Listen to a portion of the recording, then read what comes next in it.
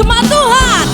Tuhanku maha besar, Tuhanku maha kuasa, Raja segala raja.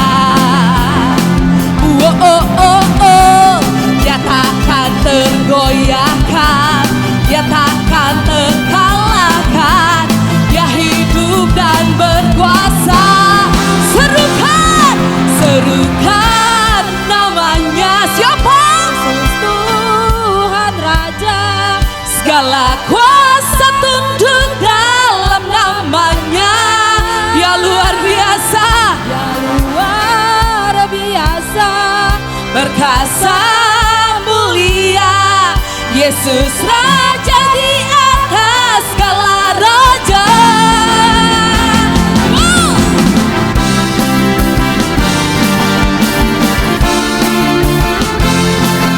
Haleluya.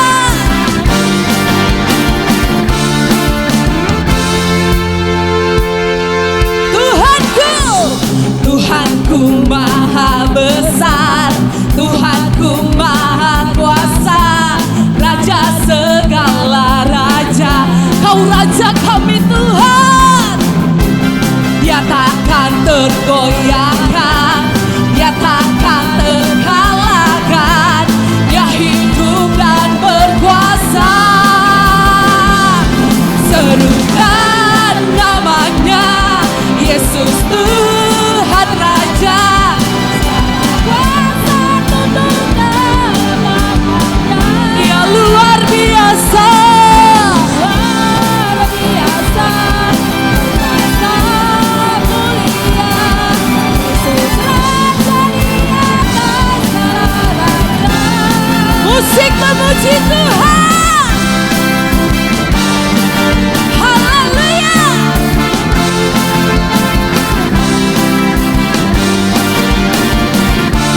Mari semua suaranya jemaat Tuhan, serukan namanya, Yesus Tuhan Raja.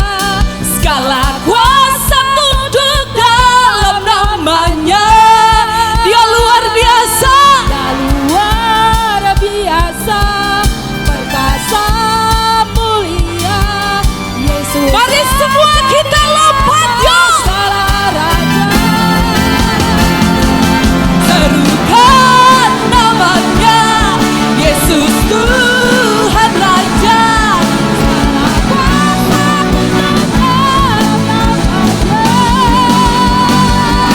Dia luar biasa, perkasa mulia.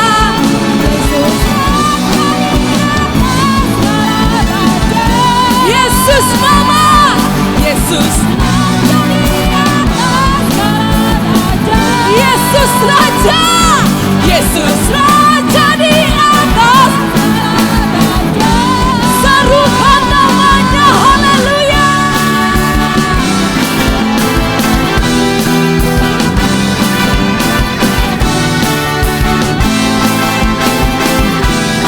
Haleluya.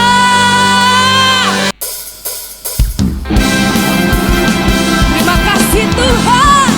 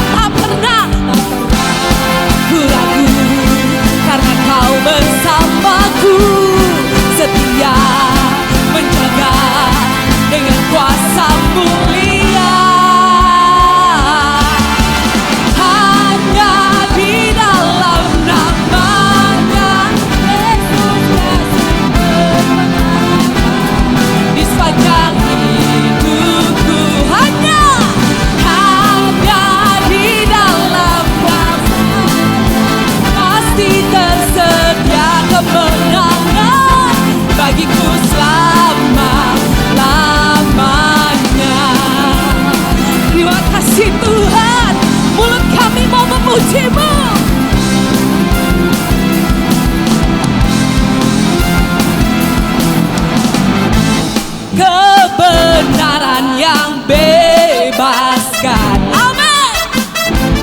Selalu aku kekuatan dari Tuhan hadapi segala tantangan. Mari semua jemaat Tuhan. Ragu karena Kau bersamaku, setia menjaga dengan kuasa mulia.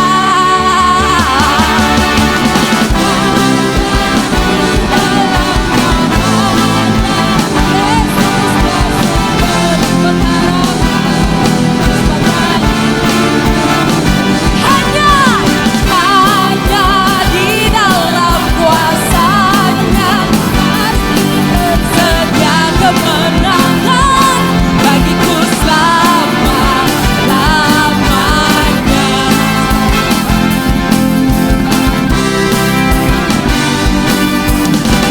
Dalam namanya ada pengharapan, dalam kuasanya kemenangan.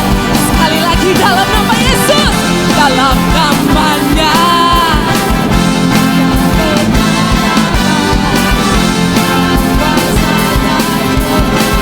Buka suaranya semuanya. Hanya di dalam nama Yesus. Amin. Ya sumber pengharapan di sepanjang hidupku. Hanya di dalam kuasa-Nya pasti tersedia. Mari semua jemaat Tuhan, jump, jump, jump, jump, go. Hanya di dalam namanya Yesus, Dia sumber pengharapan sepanjang hidupku.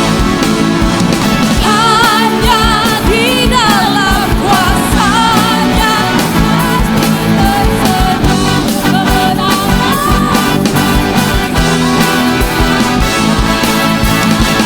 Dalam namanya ada pengharapan. Amin. Dalam kuasa-Nya kemenangan. Haleluya.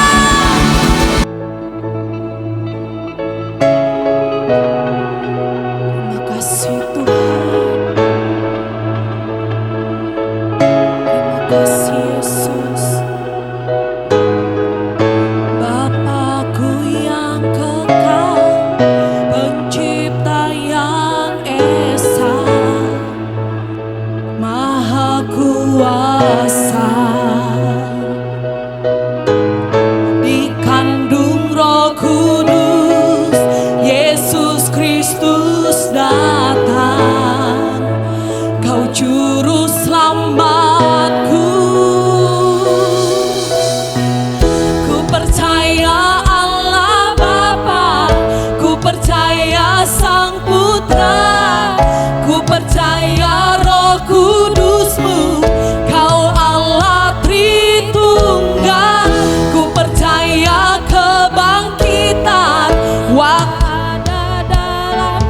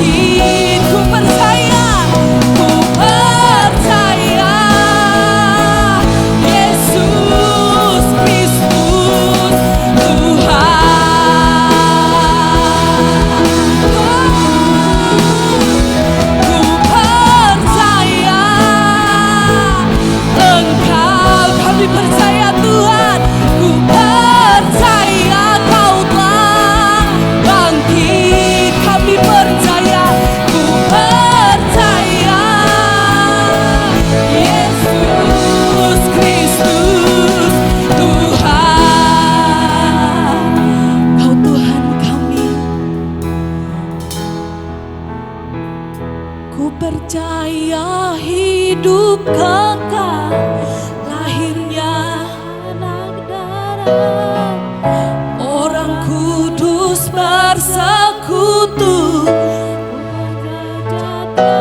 kudus.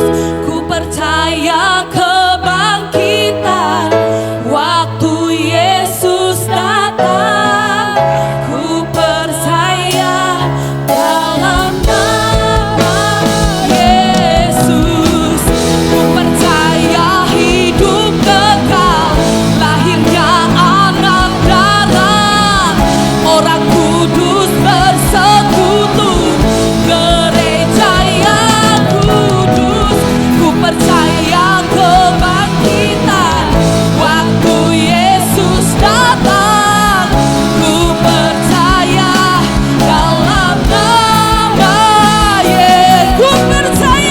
Ku percaya Allah Bapa, ku percaya Sang Putra, ku percaya Roh Kudus-Mu, Kau Allah. Ku percaya waktu Yesus datang. Ku percaya dalam nama Yesus. Beri sorak-sorai bagi Dia. Haleluya.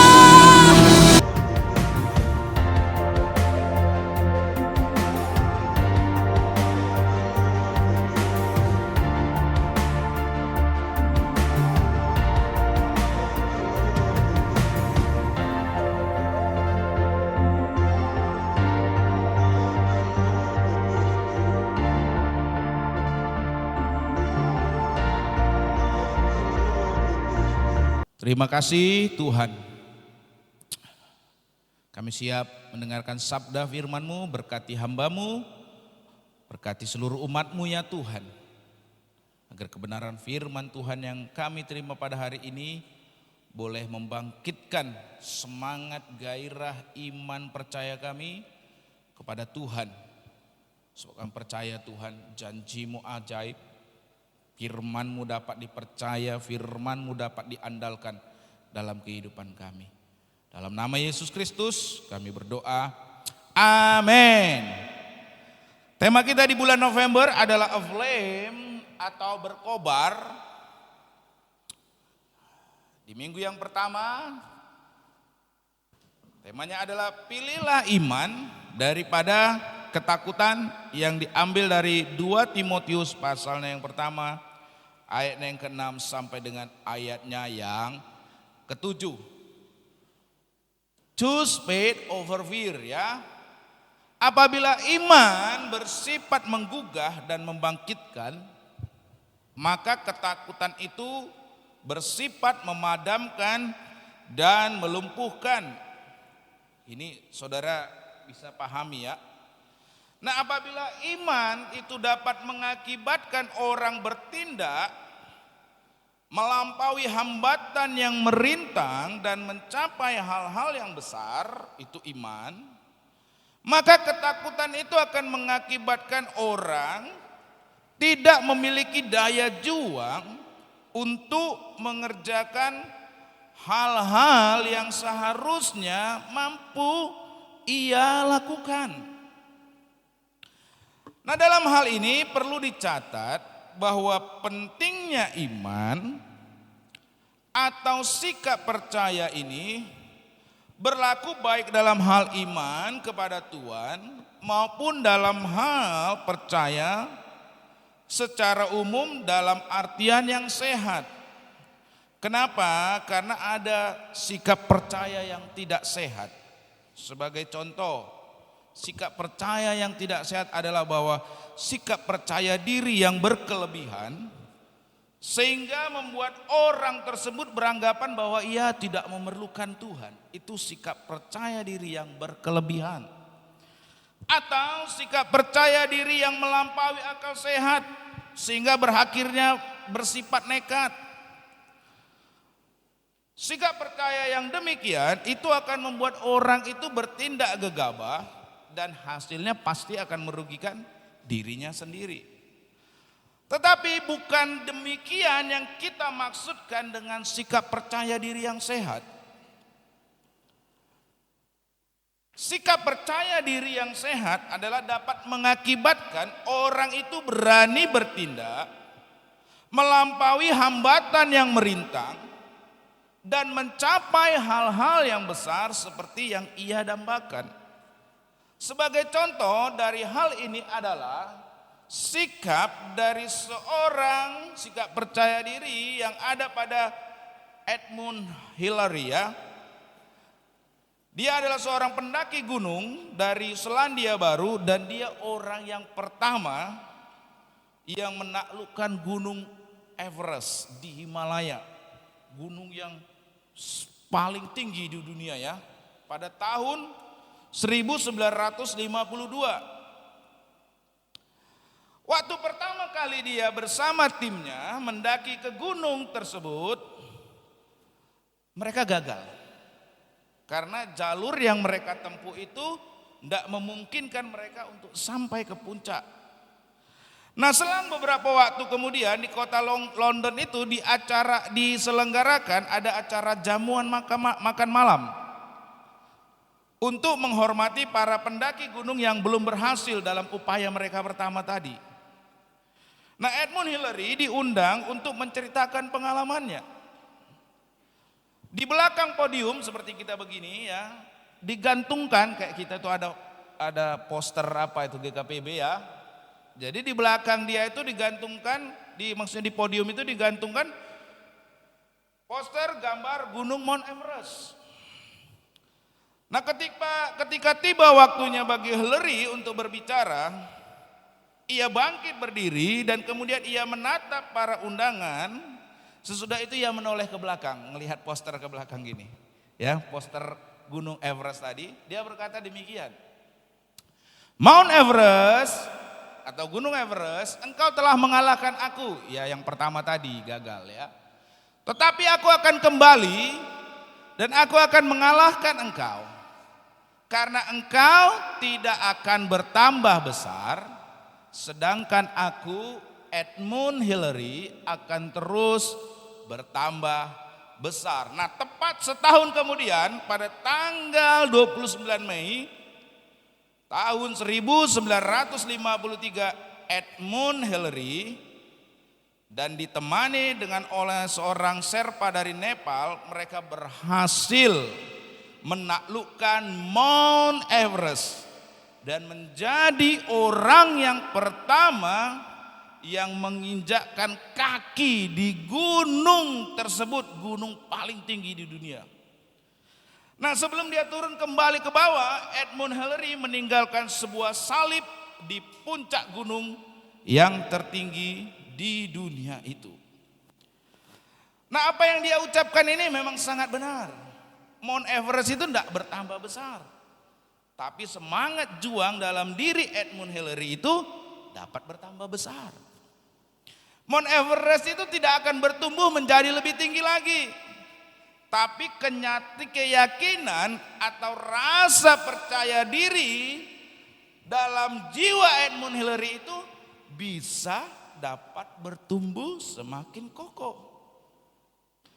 Nah, apabila rasa percaya diri yang sehat itu akan memampukan orang untuk melakukan hal-hal yang lebih besar, seperti yang dapat kita lihat dalam diri Hillary tadi, terlebih kalau sikap percaya tersebut adalah sikap percaya kepada Tuhan atau iman. Kenapa? Sebab rasa percaya diri, kalaupun kita punya keyakinan diri yang kuat, walaupun memiliki dampak yang besar, namun bersifat terbatas. Karena kita adalah manusia yang terbatas. Namun sedangkan iman kepada Tuhan, percaya diri yang sehat kepada Tuhan, itu akan membawa dampak yang besar dan tidak terbatas. Kenapa? Karena Tuhan yang kepadanya kita percaya adalah pribadi yang kasih, kuasa, hikmat, dan kesetiaannya itu tidaklah terbatas. Kalau kita dapat melihat di dalam Ibrani pasalnya yang ke-11, Saudara nanti boleh baca di rumah. Di sana dicatat tentang tokoh-tokoh yang memiliki iman yang kokoh dan mereka didaftarkan sebagai para pahlawan iman. Di dalam Ibrani pasal 11 diceritakan bagaimana Abraham ya, yang sudah berusia lanjut oleh karena iman memperoleh keturunan dari istrinya. Ya, ini Sarah yang dikatakan sudah mati haid dan juga mandul.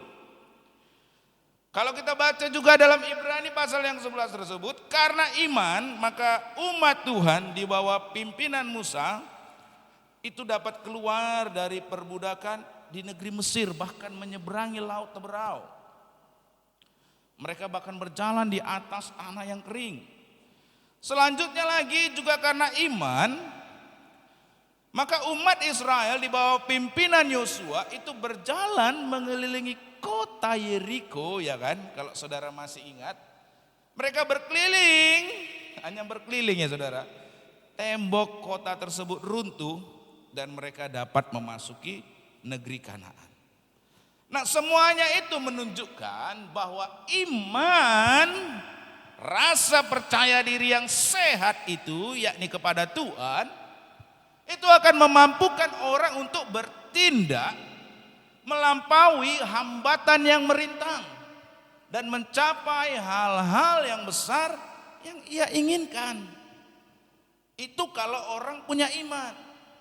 Sebaliknya, rasa takut, belum apa-apa dan nyerah, ya kan? Takut mundur, ya. Itu akan mengakibatkan orang menjadi lumpuh dan tidak berdaya untuk mengerjakan hal-hal yang seharusnya mampu ia lakukan. Saudara boleh melihat perbedaan antara iman dengan ketakutan. Sebenarnya ketakutan juga itu iman. Cuma imannya bersifat negatif, ya kan? Kalau iman kepada Tuhan itu pasti bersifat positif. Ketakutan itu iman bersifat negatif. Percaya bahwa ya nggak akan mungkin saya bisa lewati, nggak akan mungkin saya bisa lakukan, ya kan? Percaya, tapi dari negatif. Bapak Ibu saudara-saudari, apabila iman memungkinkan kita itu untuk mengalami janji Tuhan, seperti yang menjadi tema kita di sepanjang tahun ini, yaitu apa? The best is yet to come.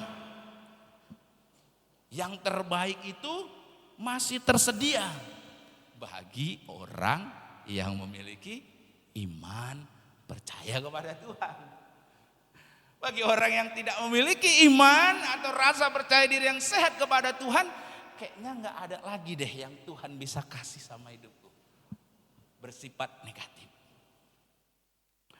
Kalau kita memiliki iman, kita itu bisa mengalami janji Tuhan. Hanya dengan iman kita bisa mengalami janji Tuhan. Nah, prinsip penting inilah yang dikemukakan oleh Rasul Paulus kepada muridnya yang bernama Timotius melalui surat yang ia tulis, yakni 2 Timotius pasal yang pertama ayat 6 sampai 7. Saat itu Rasul Paulus sedang berada dalam penjara di kota Roma, sedangkan Timotius yang menjadi tujuan daripada tulisan ini, yakni muridnya, sedang berada di kota Efesus. Rasul Paulus menulis suratnya sebagai berikut. Dikatakan di ayat 6, saya mengundang kita semua bangkit berdiri, kita mau baca firman Tuhan.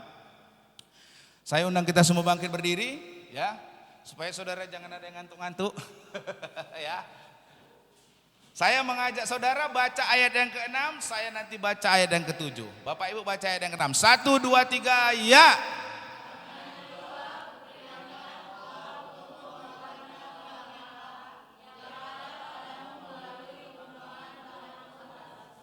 Sebab Allah memberikan kepada kita bukan roh ketakutan, melainkan roh yang membangkitkan kekuatan, kasih, dan penguasaan diri. Terima kasih, silakan duduk Bapak Ibu.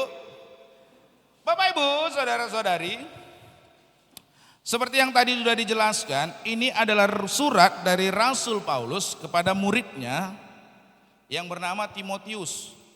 Nah, saudara perlu tahu ya, Timotius ini berada di kota Efesus. Timotius itu adalah seorang yang masih muda, ya. Masih muda, dia melakukan pelayanan di kota yang jauh, kota Efesus, ya. Nah, Efesus itu saat ini berada di wilayah Turki, ya. Kalau Efesus itu saat ini wilayahnya itu ada di wilayah Turki. Itu merupakan salah satu kota pelabuhan yang penting, kota Efesus ini. Kalau saudara nanti Google ada banyak Google ya, bisa saudara lihat di situ. Nah, di situ masih ada bekas-bekas peninggalan bahwa kota tersebut, kota yang berusia 2000 tahun itu, saudara dapat melihat bahwa di sana itu dahulunya perdagangan di kota itu sangat berjaya ya. Kalau saudara lihat nanti di Google, saudara bisa lihat ada sebuah bangunan perpustakaan yang besar, bertingkat dan megah di pusat kota tersebut. Itu juga menunjukkan bahwa kebudayaannya juga sangat maju. Bahkan di kota tersebut kita dapat melihat berbagai kuil penyembahan berhala yang didirikan di seluruh penjuru kota, dengan kuil dewa Artemis sebagai pusat penyembahan berhala mereka. Nah, singkat kata, dari semua peninggalan-peninggalan purbakala itu menunjukkan bahwa 2000 tahun yang lampau kota Efesus itu, yakni kota di mana Timotius saat itu melayani dan surat ini dikirimkan 2000 tahun yang lalu, itu merupakan kota juga yang sangat diwarnai dengan penyembahan berhala dan juga amoralitas. Sebab di masa itu penyembahan berhala dan juga amoralitas selalu berjalan seiring. Nah, di dalam lingkungan yang demikianlah ini Timotius yang masih muda itu berada dan melayani Tuhan.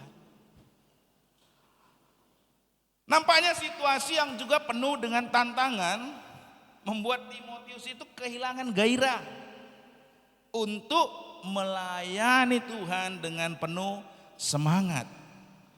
Sehingga 2 kali Rasul Paulus itu mengingatkan Timotius agar ia tidak membiarkan rasa mapan dan semangat yang kendur menguasai hatinya. Tentang hal tersebut, dalam suratnya yang pertama, yaitu dalam 1 Timotius pasal 4 ayat 14 sampai dengan 15, Rasul Paulus sudah menasehatkan. Selanjutnya yang kedua kali dalam surat 2 Timotius 1 ayat 6 sampai 7 yang tadi kita baca, Paulus itu berkata dengan tegas di ayat yang ke-6, karena itu kuperingatkan. Ini yang kedua kali dah.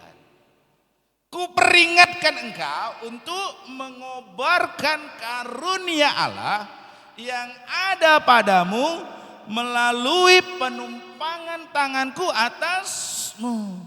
Jadi bisa dilihat di sini Bapak Ibu, Timotius yang masih muda melayani di kota Efesus, kota yang penuh dengan tantangan, kota yang saat itu merupakan kota yang maju, di mana saat itu juga banyak tindakan-tindakan amoralitas, ada banyak tantangan, ada banyak kesukaran, sehingga Timotius mulai imannya kendur. Ya kayak kita lah ya kan. Kalau udah mulai hadapi tantangan, kesukaran, kesulitan, mulai kan hilang semangatnya, betul atau betul? Hilang semangatnya, mulai hilang gairahnya, kehilangan semangat, kehilangan gairah. Kalau kata orang Batak udah melep dia, padam.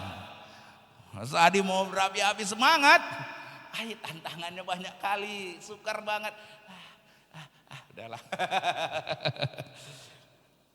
Nah, ayat ini juga menunjukkan bahwa situasi yang sukar dan tantangan yang berat itu membuat semangat dalam diri Timotius menjadi pudar dan tidak lagi berkobar-kobar, padam.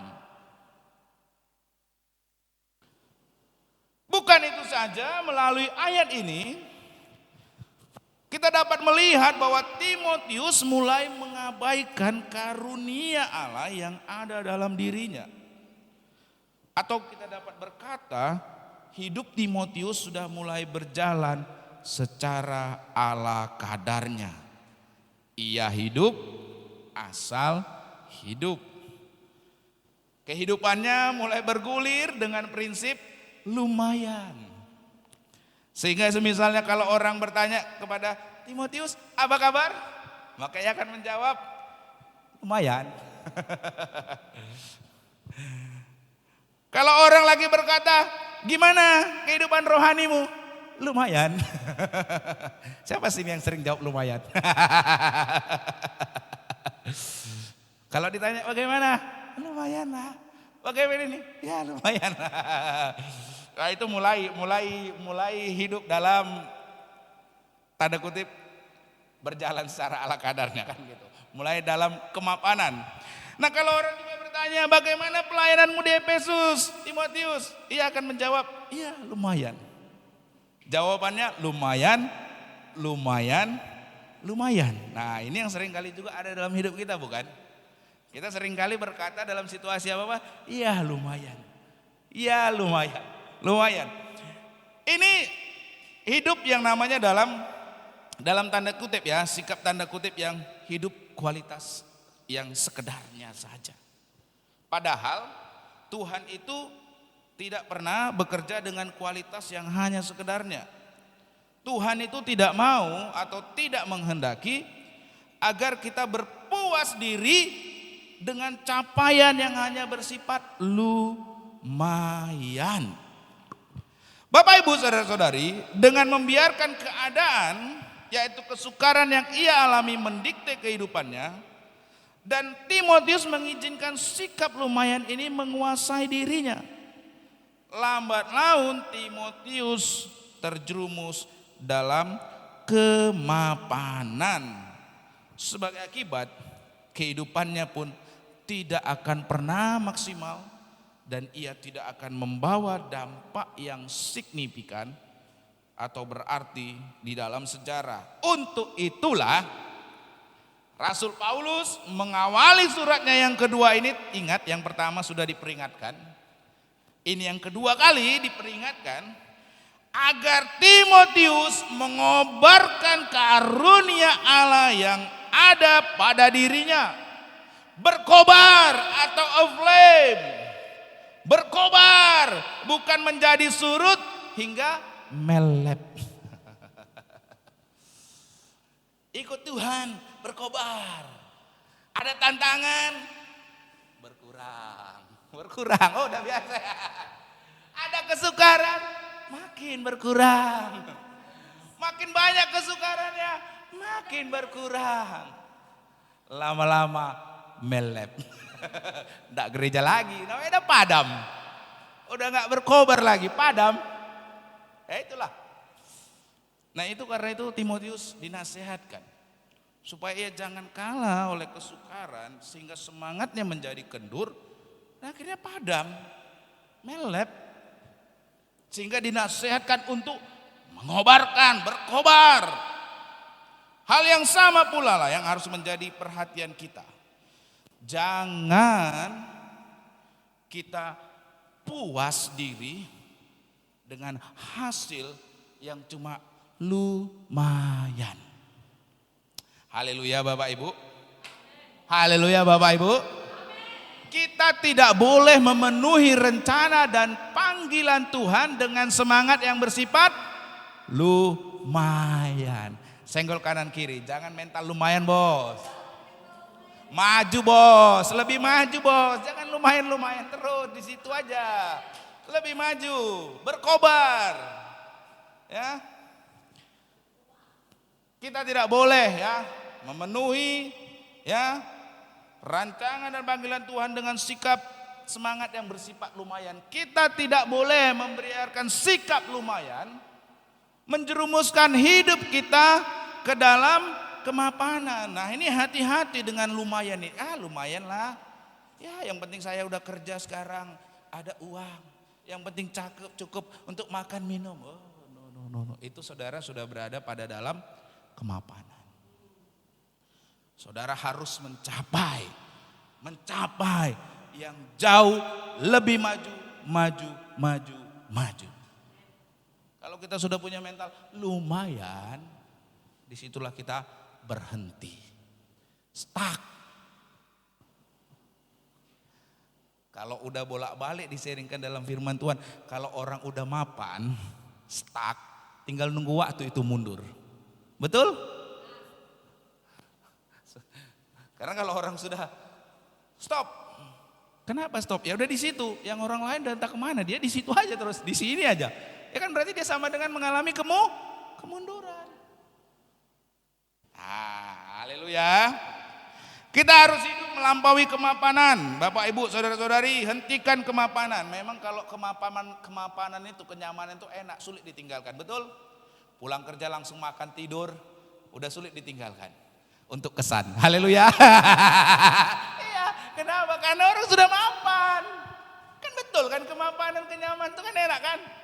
Kenapa? Ya udahlah Om. Ada lagi banyak contohnya, ya kan, Saudara? Karena orang kalau sudah mapan itu pasti sulit untuk keluar. Pada akhirnya jadinya apa? Ya makanya melep lama-lama padam. Haleluya. Oleh karena itu Bapak Ibu, dengan memperhatikan firman yang disampaikan ini, ya, kita dapat menarik pelajaran untuk kita bisa hidup melampaui kemapanan, ya. Maka kita perlu yang pertama adalah berpegang pada janji Tuhan dengan iman. Untuk hidup melampaui kemapanan, kita itu harus berani Bapak Ibu berpegang pada janji Tuhan dengan iman. Dan hal inilah yang nampaknya diabaikan oleh Timotius. Sehingga harusnya dia berpegang pada janji Tuhan, ia melupakan janji tersebut. Ia melupakan janji yang Tuhan Yesus telah sampaikan kepada para muridnya sebelum ia naik ke surga, ya. Yang dicatat dalam Kisah Para Rasul 1 ayat 8. Di sana itu kan Tuhan berjanji bahwa mereka itu akan menerima kuasa bila mana Roh Kudus itu turun atas mereka. Sehingga dengan demikian mereka itu akan menjadi saksi Kristus. Ada janji Tuhan bahwa ada Roh Kudus yang akan menyertai. Nah, atas dasar itulah maka dalam 2 Timotius pasal 1 ayat 6 tadi Rasul Paulus itu mengingatkan supaya ia mengobarkan karunia Allah yang ada pada dirinya. Karunia yang Tuhan janjikan di dalam Kisah Para Rasul 1 ayat 8 tadi. Di dalam Alkitab bahasa Inggris diterjemahkan 2 Timotius 1 ayat 6 sampai 7 itu begini. For this reason I remind you to fan into flame the gift of God which is in you through the laying on of my hands.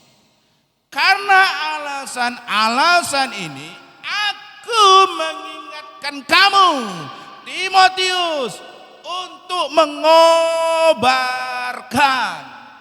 to fan into flame, karunia Allah yang ada padamu melalui penumpangan tanganku. Timotius itu harus mengingat bahwa kan Tuhan sudah berjanji dalam Kisah Para Rasul 1 ayat 8 tadi bahwa Tuhan telah menjanjikan akan memberikan karunia-karunia.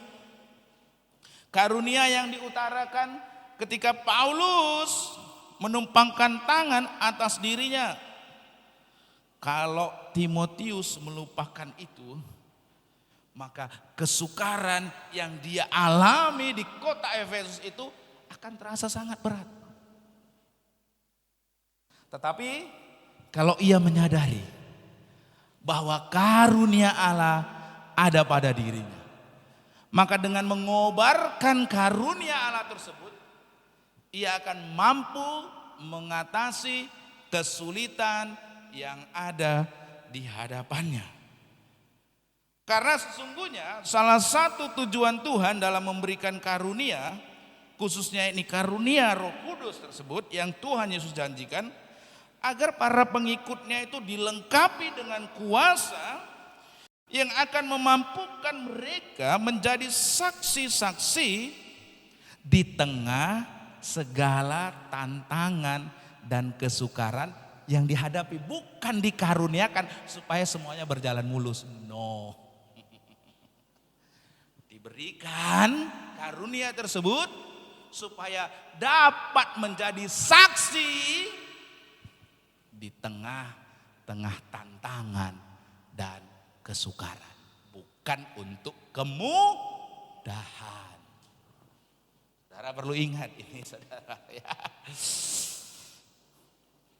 Nah, yang menjadi ironi ini adalah acap kali di tengah kesukaran, nah ini orang melupakan apa yang Tuhan janjikan. Sehingga mereka tidak menggunakan karunia-karunia yang Tuhan telah berikan dalam diri mereka tersebut. Ketika ada kesukaran, tantangan, lupa. Halo? Benar lah, betul? Benar atau benar? Siapa di sini yang sering kali lupa?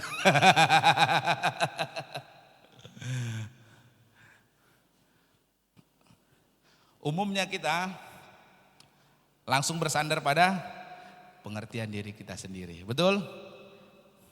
Kita lupa janji Tuhan. Kita lupa ya bahwa Tuhan itu mengaruniakan kepada kita. Siapa di sini yang percaya dalam dirinya ada Roh Kudus? Setiap orang percaya kepadanya didiami Roh Kudus. Masalahnya ketika ada masalah lupa ada yang mendiami dirinya, Roh Kudus dalam diri. Betul? Langsung pikirannya.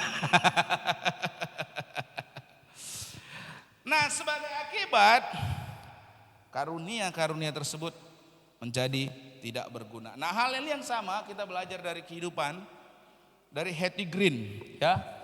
Hattie Green. Nanti saudara buka aja di Google. Banyak ini foto-fotonya, ini saya ambil dari internet ya. Yang menarik dari cerita Hattie Green ini adalah dia ini dipandang sebagai perempuan terkaya di Amerika Serikat pada zamannya. Hattie Green meninggal dunia di New York pada tahun 1916 di usia yang ke-81 tahun. Dia meninggal dan meninggalkan harta sebesar 100 juta US dolar ya. Nah, jumlah itu bila dikonversikan ke dalam nilai uang masa kini, kalau dikonversikan kekayaannya itu adalah sebesar 2,3 miliar US dollar atau lebih dari 35 triliun rupiah. Kaya banget nih saudara meninggalnya ini. Mau beli apa? Beli rumah mewah, rumah gedung, beli tebing tinggi ini kayaknya cukup lah ya, 35 triliun ya. Semana lah itu banyaknya uangnya itu ya. Nah, namun yang menarik nih, ini dia. Walaupun sangat kaya raya 35 triliun itu uang atau apa ya. Dia ini tinggal seorang diri di sebuah rumah sewa yang sederhana dan di daerah yang kumuh. Di musim dingin rumah tersebut tidak dihangatkan dengan pemanas udara karena Hattie Green tidak bersedia untuk mengeluarkan biaya membeli pemanas itu. Makanan sehari-hari dari Hattie Green adalah oatmeal yang dingin. Kenapa? Karena menghangatkan makanan dipandangnya sebagai suatu pemborosan. Nih. Kalau dia membeli biskuit di toko, ia mencari biskuit yang sudah remuk supaya harganya lebih murah. Hattie Green bahkan hanya memiliki selembar pakaian yang berwarna hitam nih ya. Yang dikenakannya secara terus-menerus tanpa pernah dicuci dan baru ia akan ganti kalau pakaian tersebut sudah benar-benar sangat kusam. Nah, sesekali ia mencuci bagian bawah dari roknya dan bukan seluruh pakaiannya. Yaitu apa? Supaya hemat penggunaan sabun. Ya benar Bu Justinov ya. Nah, ketika anak laki-lakinya yang satu yang bernama Edward Green, anaknya satu-satunya loh ini, laki-laki yang satu-satunya, mengalami patah kaki, dia tidak segera membawanya ke dokter. Ia berusaha mencari klinik yang bersedia mengoperasi kaki Edward itu secara gratis. Karena tidak ada satupun klinik yang bersedia melakukannya secara cuma-cuma, akhirnya Edward itu dibawa ke rumah sakit dengan kondisi kaki yang sudah sedemikian parahnya, sehingga tidak ada jalan lain selain kakinya harus diamputasi. Itulah orang yang kaya raya namun hidupnya sangat tragis. Karena apa? Hidup bagaikan orang yang sangat luar biasa miskinnya. Makanya jangan pelit-pelit saudara.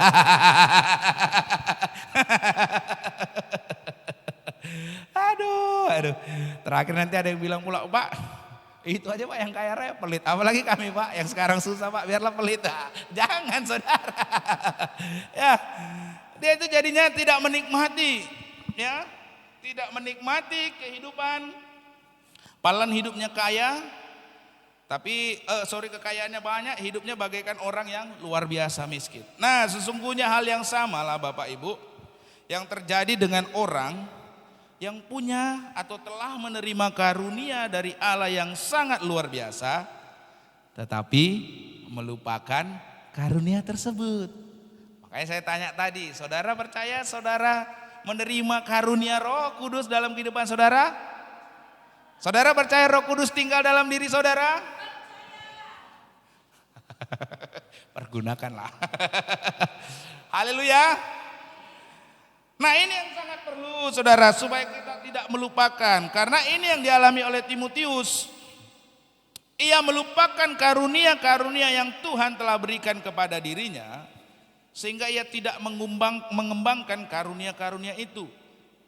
Sebagai akibat, tantangan, kesukaran membuat ia kehilangan gairah untuk melayani Tuhan dengan penuh semangat.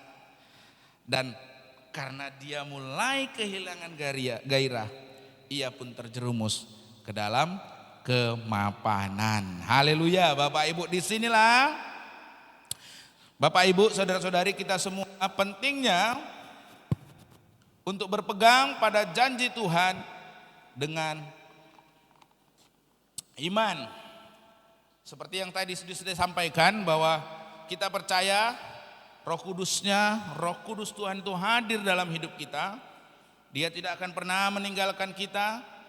Dia berjanji bahwa ia akan melengkapi kita dengan kuasa-Nya dan memenuhi kita dengan karunia-karunia-Nya. Yang kedua, untuk hidup melampaui kemakanan maka kita perlu, yang kedua adalah menolak ketakutan dengan iman. Ini perlu diperhatikan Bapak Ibu saudara-saudari, karena kalau ketakutan menguasai diri kita, maka kita akan menjadi lumpuh dan tak berdaya. Ini benar loh saudara, masuk akal ini. Kalau kita udah takut, mau bergerak pun gak bergerak. Betul atau betul sih Bapak Ibu, ya kan? Sehingga sebaliknya dari bertindak, melakukan apa yang seharusnya mampu kita kerjakan, karena ketakutan justru kita akan bersikap pasif, tidak berbuat apa-apa, dan itu pada akhirnya membiarkan kemapanan, mengizinkan kemapanan tersebut menggerogoti hidup kita. Hal itulah yang terjadi dalam diri Timotius, sehingga dalam 2 Timotius 1 ayat yang ke-7 dinasihatkan begini. Sebab Allah memberikan kepada kita bukan roh ketakutan, melainkan roh yang apa? Membangkitkan kekuatan, kasih, dan penguasaan diri. Ini yang harus kita ingat Bapak Ibu saudara-saudari. Di tengah kesulitan dan tantangan hidup, seringkali orang-orang di sekitar kita itu bukan menguatkan kita. Betul? Betul atau betul? Namun justru kadang orang-orang di sekitar kita mengeluarkan kata-kata yang melemahkan iman kita. Kata-kata yang menakuti biasanya gini, udah masalahmu ini berat, pasti kamu gak akan bisa lewati. Udahlah, gak akan ada jalan keluar dari masalahmu ini. Kira-kira kalau orang dengar kata-kata kayak gitu gimana saudara? Responnya? Iya ya, amin lah, betul lah. Pas yang kau bilang itu, udahlah memang kayak ginilah. Gak bisa lagi kulewati, gak akan bisa kulalui, udah mentok lah ini. Kan orang kan suka kali perkataan yang negatif kan. Kalau yang positif, yang membangkitkan semangat, kayaknya gak mungkin deh. Tapi kalau orang yang bersifat negatif gini-gini, oh ya pasti itu betul. Betul atau betul Bapak Ibu? Kalau kita mengaminkan kata-kata yang menakut-nakuti seperti itu, ya, kalau kita izinkan, kita biarkan kata-kata yang menakuti seperti itu, kita akan menjadi lumpuh dan tak berdaya. Tetapi bukan itulah yang menjadi sikap dari ini nih, menarik nih, bumblebee. Bumblebee kumbang yang badannya sebesar ibu jari dengan sayapnya yang berukuran kecil saja. Kalau saudara lihat sayapnya segini, badannya segini, mungkin gak untuk terbang. Nah, Bapak Ibu saudara-saudari, para ahli aerodinamika atau ilmu yang sangat diperlukan untuk merancang pesawat udara itu telah menghitung dan meyakini bahwa secara teoritis bumblebee ini tidak akan pernah mampu untuk terbang. Alasannya yaitu karena ukuran badan dari bumblebee melebihi ukuran sayapnya. Nah, syukur si bumblebee ini tidak mengerti bahasa manusia, ya kan? Kalau para ahli perancang pesawat tadi bilang, bumblebee badanmu ini besar kali nih, lebih besar badanmu daripada sayapmu ini, kok nggak akan mampu terbang. Maka bumblebee tidak akan, mungkin kalau dia ngerti ya, mungkin dia nggak akan terbang ya saudara. Tapi karena bumblebee tidak mengerti apa yang dikatakan oleh para ilmuwan tersebut, ya. Karena dia tidak mengerti bahasa-bahasa tersebut dan tidak mengizinkan kata-kata yang melemahkan itu diucapkan. Sebaliknya apa yang dilakukan oleh bumblebee ya? Kalau kita lihat kenyataannya, bumblebee ia tetap mengepakkan sayapnya dan terbang seperti yang ia inginkan. Padahal secara teoritis ahli-ahli aerodinamika tidak mungkin. Tetapi untungnya bumblebee tak memahami kata-kata orang-orang pahala ahli aerodinamika tersebut. Dia tetap terbang dan sampai sekarang terbang terus saudara. Ia terbang mengatasi yang namanya hukum aerodinamika. Ia terbang karena sesungguhnya Tuhan menciptakan dirinya untuk terbang dan telah memberikan kemampuan kepadanya untuk terbang. Haleluya. Kalau saja ia membiarkan rasa takut atau mungkin kata-kata yang melemahkan dari para ilmuwan tadi itu menguasai hatinya, maka untuk selama-lamanya mungkin bumblebee akan merayap ya dengan wilayah yang mungkin terbatas. Tetapi karena ia tidak memahami dan tidak mengerti kata-kata dari para ilmuwan tersebut, dia tetap mengepakkan sayapnya dan terbang. Karena memang untuk itulah ia diciptakan. Haleluya Bapak Ibu. Itu sebabnya alih-alih dari membiarkan suara-suara di sekitar kita menakut-nakuti dan melemahkan iman kita, maka kita harus berpegang pada janji Tuhan.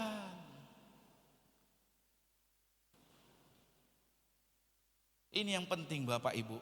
Seringkali kita itu, yaitu tadi, menurut para ahlinya. Menurut orang yang sudah mengalami ini.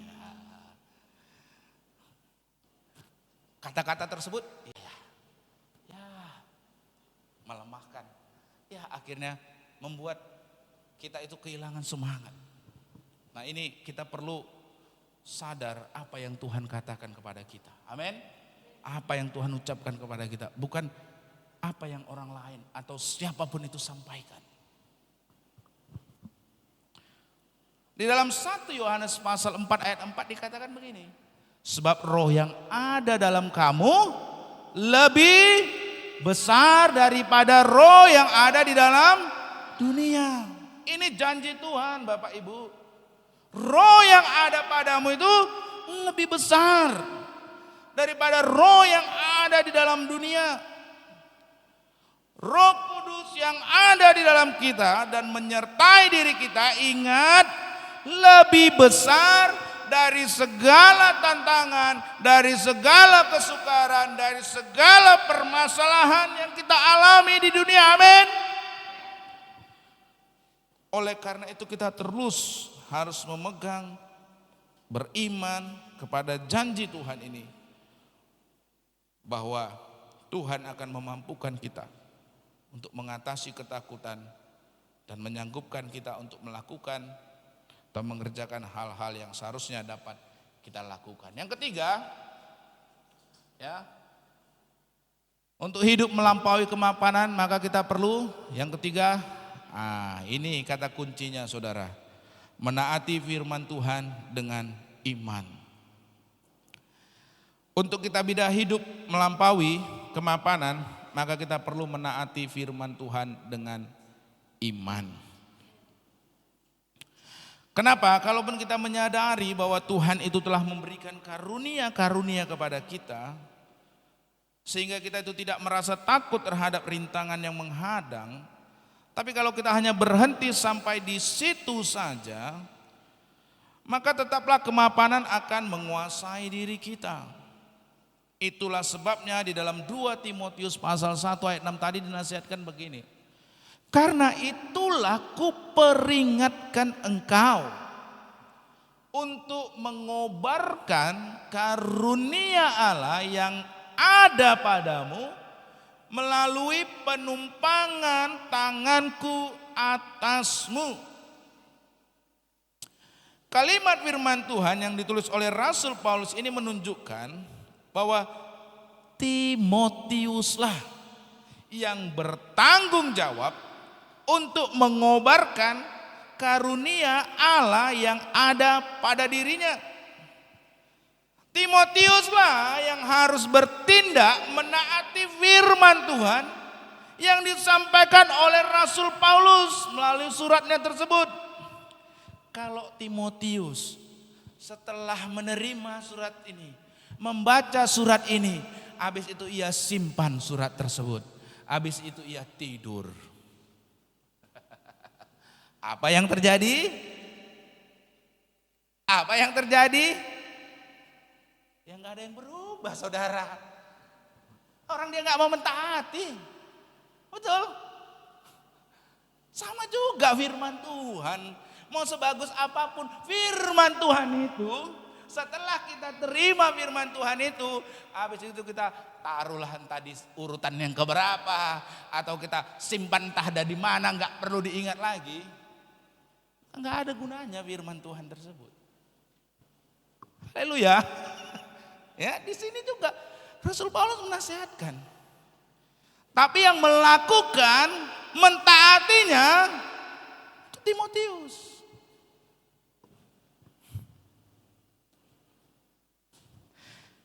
Apabila kalau Timotius sudah membaca, namun Timotius diam berpangku tangan, maka karunia Allah yang ada pada dirinya tersebut pun akan menjadi pudar dan lama-kelamaan akan menjadi padam.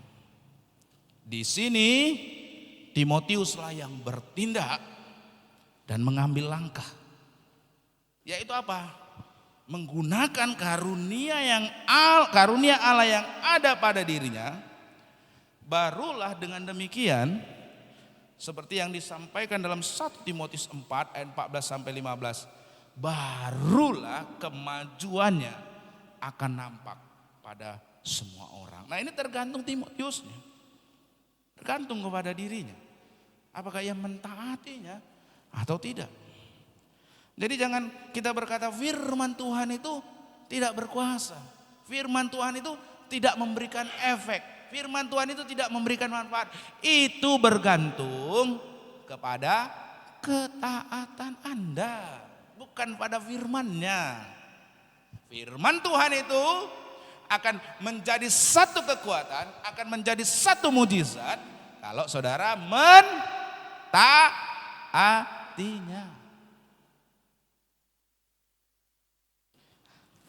Nasihat Rasul Paulus dalam 2 Timotius pasal 1 tadi, ini ada sebuah cerita, ini bagus sekali ya. Cerita dari Pak Bambang tentang sahabatnya yang bernama Nugroho. Ya, Nugroho ini pada zaman dahulu itu dia mengawali karirnya sebagai seorang pelukis poster-poster bioskop. Kalau saudara pernah nonton bioskop-bioskop zaman lampau tahun 90-an atau 80-an itu kan posternya itu kan dilukis ya kan. Ya. Karena apa? Karena di zaman tersebut belum terdapat teknologi digital printing ya, yang dapat mencetak poster-poster berukuran besar seperti di masa sekarang. Sehingga poster-poster bioskop zaman dahulu itu kan harus dilukis dengan tangan. Ya.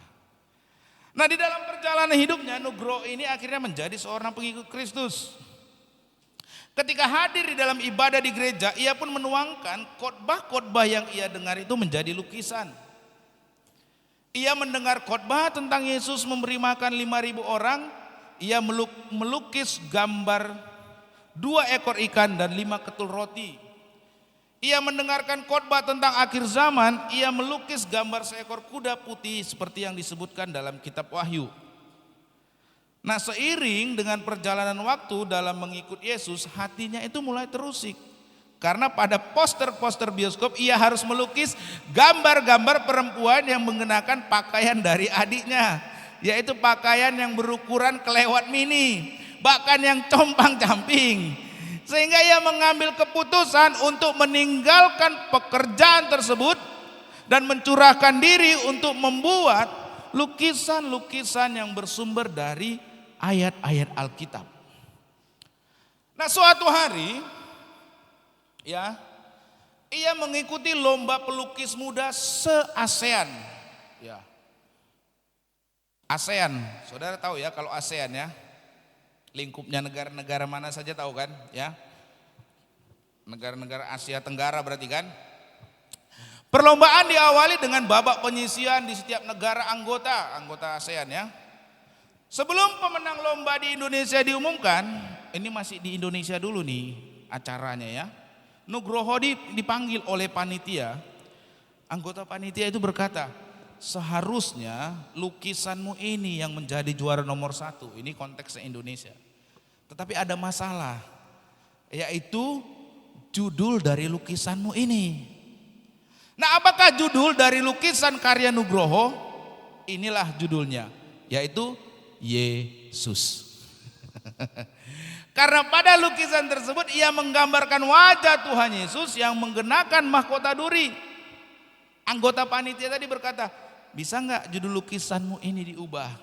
Bukan Yesus, tetapi nabi, tokoh agama, atau apa saja. Tetapi Nugroho menjawab, bagi saya Yesus adalah Yesus. Saya tidak akan mengubahnya. Alhasil ketika juara lomba tingkat di Indonesia diumumkan, lukisan karya Nugroho urung atau tidak bisa menjadi juara pertama, tapi menjadi juara kedua. Hal ini kenapa? Karena Nugroho tidak mau mengubah judul dari lukisannya. Babak berikutnya, juara pertama dan juara kedua di setiap negara itu dilombakan pada tingkat ASEAN, tetapi di Singapura. Lukisan Nugroho pun, yaitu lukisan Yesus tadi, dikirimkan ke sana untuk diperlombakan pada tingkat tersebut. Ketika hasil perlombaan tingkat ASEAN diumumkan, tahukah saudara lukisan siapakah yang menjadi juara pertama? Yang menjadi juara pertama adalah lukisan karya Nugroho. Lukisan Yesus menjadi juara pertama tingkat ASEAN, bukan kaleng-kaleng saudara ya. Tingkat Indonesia masih kecil, ini lebih bergengsi lagi. Sejak itu nama Nugroho melonjak menjadi seorang pelukis yang dikenal dan dihormati di negeri kita. Kalau sebelumnya untuk satu lukisan poster bioskop yang berukuran 4 kali 6 meter ia hanya menerima upah sekitar 200 sampai 300 ribu rupiah. Sekarang lukisannya yang berukuran 2 kali 3 meter bernilai ratusan juta rupiah. Luar biasa saudara. Berikan tepuk tangan bagi kemuliaan nama Tuhan. Haleluya. Ini luar biasa ini ya. Lukisannya ada loh di kantor Pak Bambang. Nah, kalau saudara ke Bandung main-main, Pak mana Pak lukisan Nugroho? Nah itu luar biasa saudara. Bagaimana ia mentaati firman Tuhan itu. Ia nggak mau lagi melukis untuk bioskop. Bahkan ketika ubah judul lukisanmu, dia nggak mau. Tetap lukisan. Bagi saya Yesus adalah Yesus. Dari ratusan ribu menjadi ratusan juta. Kita kalau ditawarkan yang mungkin seperti yang masih tingkat Indonesia tadi, mungkin kita iyalah daripada aku nggak juara ya mending. Itulah mentalitas lumayan. Mentalitas mapan, iyalah. Nugroho enggak. Bagi dia Yesus adalah Yesus. Suruh ganti dia enggak mau. Tapi rupanya Tuhan itu tadi setia terhadap janjinya saudara.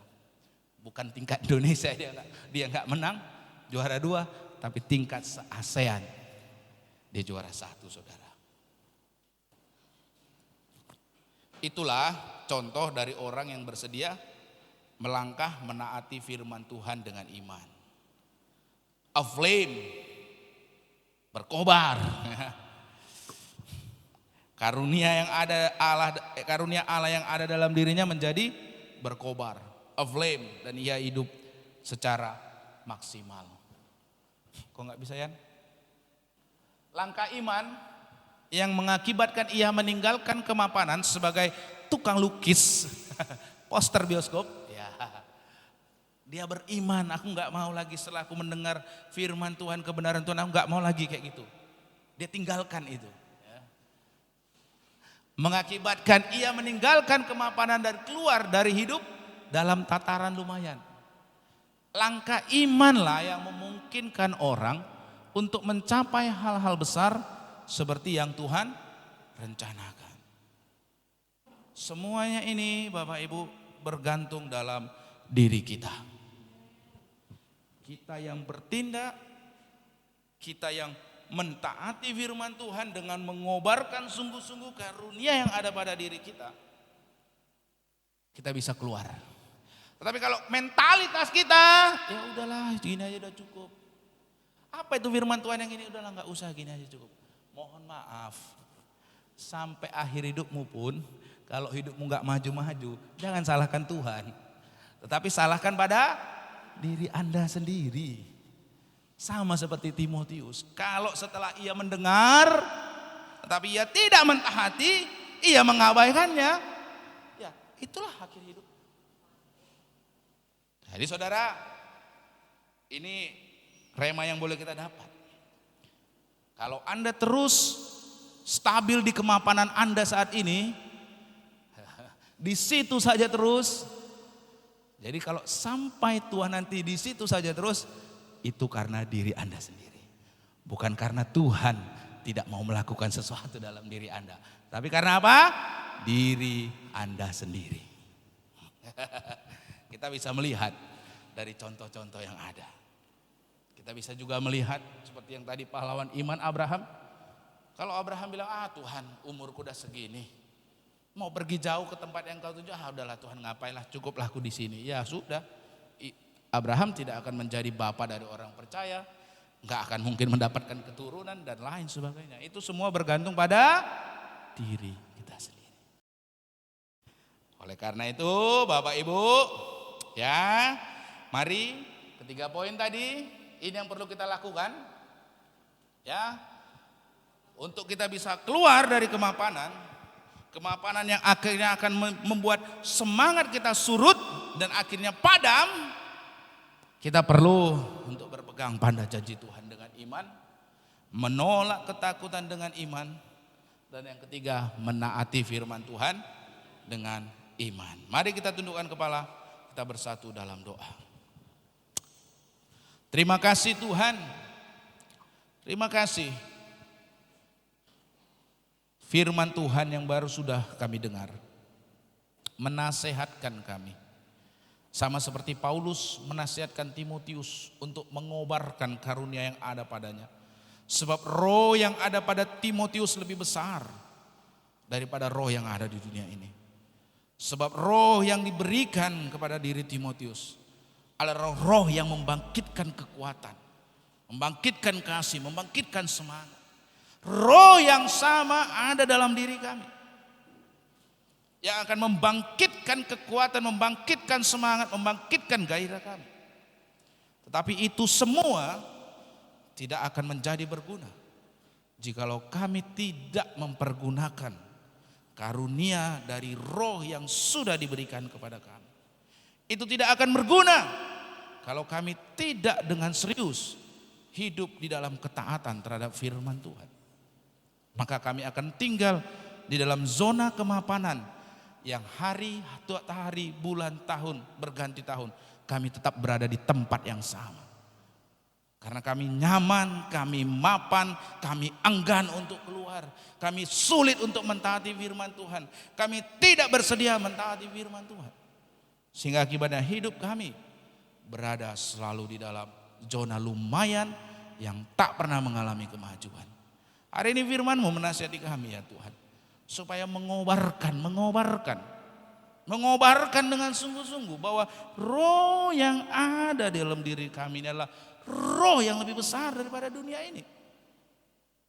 Terima kasih firman-Mu Tuhan, biar ini menjadi semacam peletuk memicu kami Tuhan, untuk kami tidak lagi hidup dalam zona kemapanan. Kami mau keluar, bergerak, maju untuk mencapai tujuan yang indah yang Tuhan rencanakan dalam hidup kami. Kami tidak mau berada di dalam posisi yang sama. Kami mau berubah, kami mau berganti, berubah ke arah yang lebih maju. Terima kasih kebenaran firman-Mu Tuhan. Terima kasih Tuhan, biar kami meresponi firman Tuhan ini. Karena sebaik apapun firman Tuhan, sebagus apapun firman Tuhan, semua bergantung kepada ketaatan kami.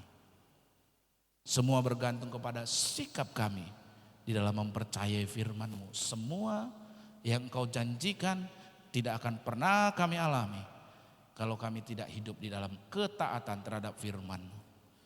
Semua hanya dapat dialami oleh mereka yang mentaati kebenaran firman-Mu. Kami belajar dari para tokoh iman bagaimana ketaatan mereka terhadap firman Tuhan melahirkan hal-hal yang luar biasa. Melahirkan bagaimana perbuatan-perbuatan Allah yang ajaib dinyatakan dalam hidup mereka. Terima kasih Tuhan, firman-Mu yang sudah mengingatkan kami di siang hari ini. Terima kasih Tuhan. Terlebih Tuhan, Engkau Yesus sudah memberikan diri-Mu bagi kami. Itu membuktikan kesetiaan-Mu bagi hidup kami ya Tuhan. Kau memberikan diri-Mu disalib di kayu salib untuk menebus dosa kami. Itu memberikan bagaimana Engkau mengasihi kami ya Tuhan. Dan biarlah kami Tuhan meresponi kasih Tuhan dengan sungguh-sungguh hidup di dalam ketaatan kepada firman-Mu ya Bapa.